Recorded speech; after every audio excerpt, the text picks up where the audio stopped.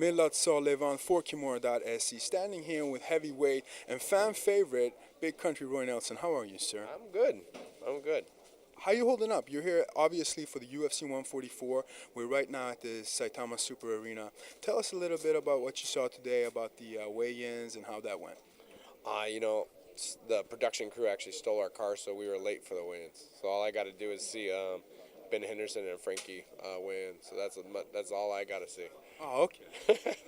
Is there, besides that fight, is there any other fight you're looking forward to? You know what? I think this card's actually pretty stacked. You got Ryan Bader versus Rampage.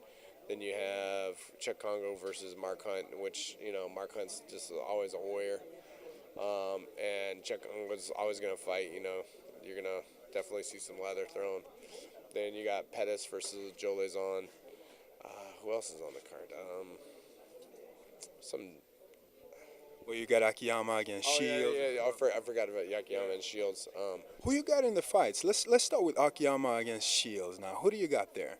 That's a tough one because Akiyama is coming down, and usually it's different when if it's the first time for your weight cut to make that. But he actually made 169 and he looked tremendous.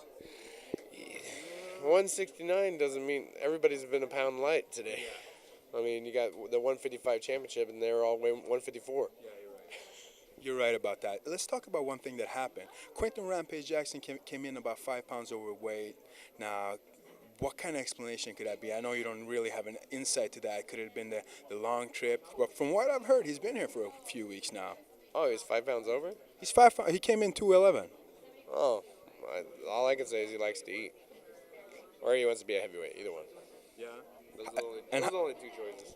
How would he fare as a heavyweight? I don't think he would do too well. Speaking of weight, I'm sorry, I gotta bring it up. You've been losing a lot. You've been shedding a lot. You looked great in your fight.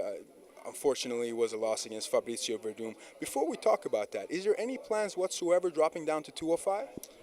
You know what? I'd have to cut off one of my legs. Yeah. I mean, that's just not going to happen. So, no, I think I'd fight. Fabricio, Junior Dos Santos again. It's always good. I like to make a trilogy out of my fights. So I'll let you have the first one, and then I'll take the other two. And what kind of fights are you looking forward to? Who do you want to meet in the heavyweight division? If I can't, if I'm not fighting for the belt, then you know what? Just give me the guy that just, who just come to the UFC. I don't care.